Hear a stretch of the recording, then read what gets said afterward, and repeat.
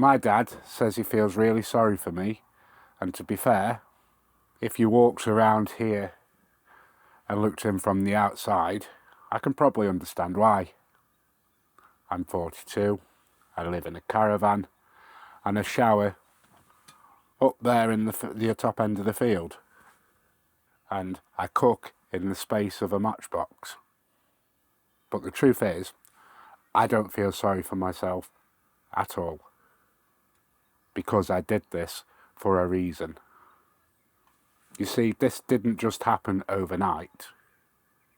I've been in this caravan now for around about 6 months, but it's actually been 15 months since I left the house properly. Because in between I was living in the back of a Citroen Relay, and obviously I spent a lot of time abroad, mainly in Thailand, Cambodia and Vietnam. And honestly, I wouldn't have been able to do any of that if I'd have continued to live a normal life here in the UK of renting and paying bills. It is simple as that. I mean, over 15 months in rent alone, I've probably saved myself about £12,000 in rent. 12 grand just to live in a house that I didn't even particularly like. So, I'll be honest with you, the normal routine, living in a house, paying your rent, paying your bills, going to work, well, it stopped making sense, especially now that I live on my own. You know, I end up working more and having less in my pocket. I felt trapped for years and years and years. You know, work more, spend more, get less, rinse and repeat. And I'll address the elephant in the room here. I was living alone in a house, paying my bills, well, struggling to pay my bills, should I say. And the math, well, it stopped mathing. It just made no sense for me anyway. And I thought, nah, there's got to be another way to live than this. So I packed everything up and I left the house. It is simple as that. Now, I'm not going to lie, this lifestyle that I've chosen isn't always glamorous, and it's certainly not what Instagram tries to make you believe. And living in a small space as I do, well, it comes with its challenges, I can assure you. I mean, if I'm being honest, emptying a cassette toilet in your wellies when it's raining it's hardly a rock and roll lifestyle. And walking up the field here to the shower block to grab a shower, mildly inconvenient if all is told right. And that's before you get into the day-to-day living. I mean, I feel sometimes like my entire life is like one giant game of Tetris, because you're constantly moving one thing to get to somewhere else. Like, this caravan is in day mode at the moment, but just to make your bed up, you've got to pull stuff out, move your cushions, get your bedding out, and it's a faff. Honestly, it's a faff. And then it comes down to simple things like managing your gas usage and your electricity usage and your water usage. It almost feels sometimes like a full-time job just to keep everything going, but I don't have a big nasty direct debit at the end of the month, so there is that. And big news today, the west wing of the caravan is finally complete. I had a friend come over and said that basically, come on Jay, the weather's nice, why is your awning not up? So that's what I've done this afternoon. I've put the awning up and basically it's huge. Feel like I've doubled my space, which is absolutely wonderful. It's going to be a complete and utter game changer. Because honestly, when you live in such a small space as I do, any square foot is premium. But there is a flip side to this. Anyway, as I was saying about the gas and electricity usage, you actually become a lot more aware of what energy consumption you're using, and you work your budget around that. I've started batch cooking, and I've got myself an air fryer now, which has been a complete game changer. I'll probably show you that in another video, because my cooker is all gas, which is great until the gas runs out. But I will tell you what, talking about gas, what surprised me the most is just how much it costs to keep such a small space warm through the winter. I'm so glad now that finally we've got some sunshine. Like, I'm buzzing.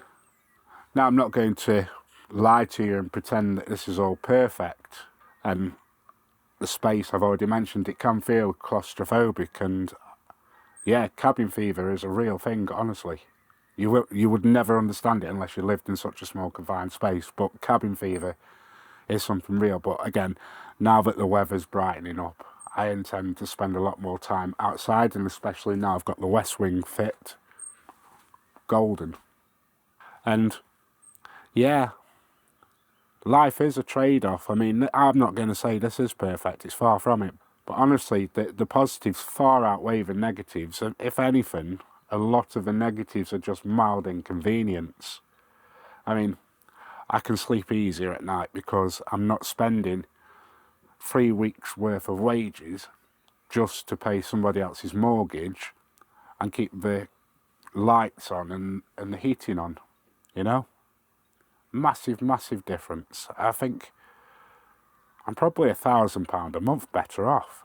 I mean, that's insane.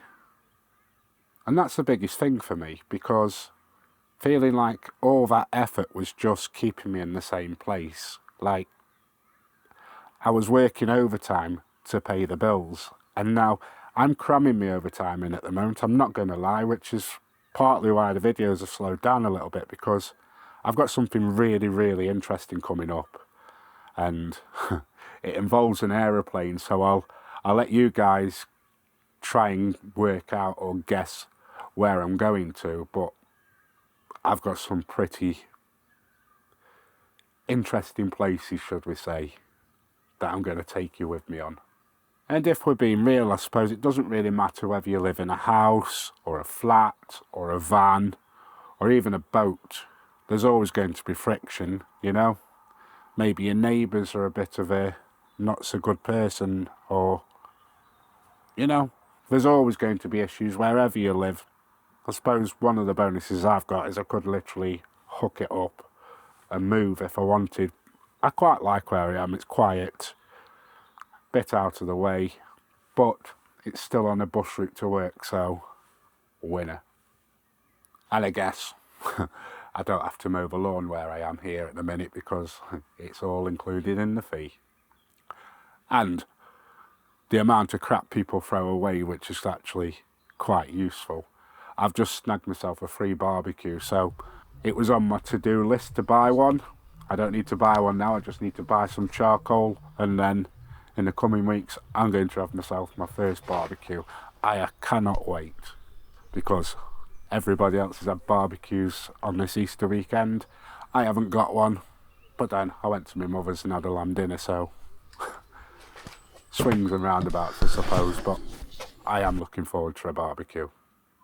Anyway, so I'm not quite living the dream, but it's a low-cost basis, and it's genuinely a launch pad.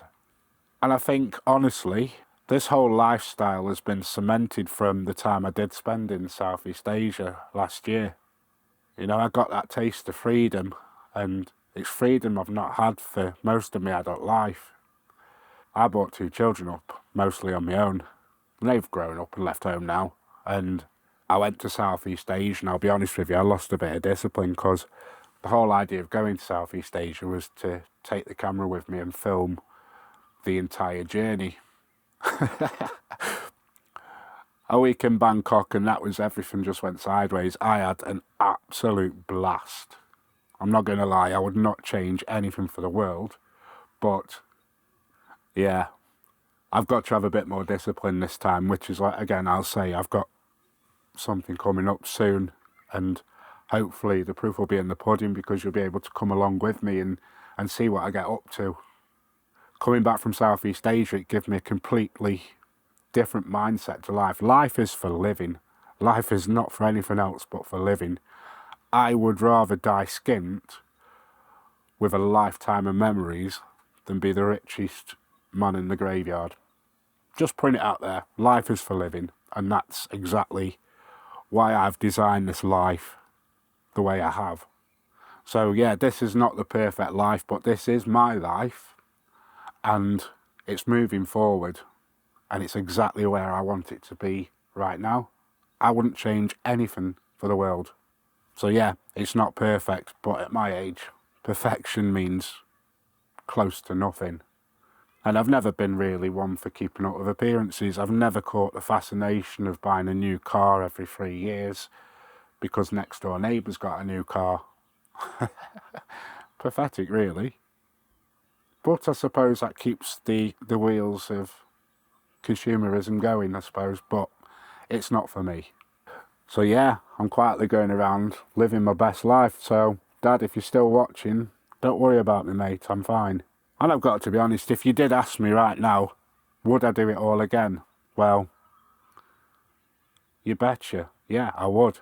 Because I finally feel like I'm going somewhere and starting to live the life that I've wanted for the last 15 years. Anyway, if you're not subscribed, then do consider it. Special offer at the minute, I won't charge you a penny, but you'll get to see where we go with this channel, because honestly, we're not staying in this field, I can assure you. Anyway, till next time, see you later, bye.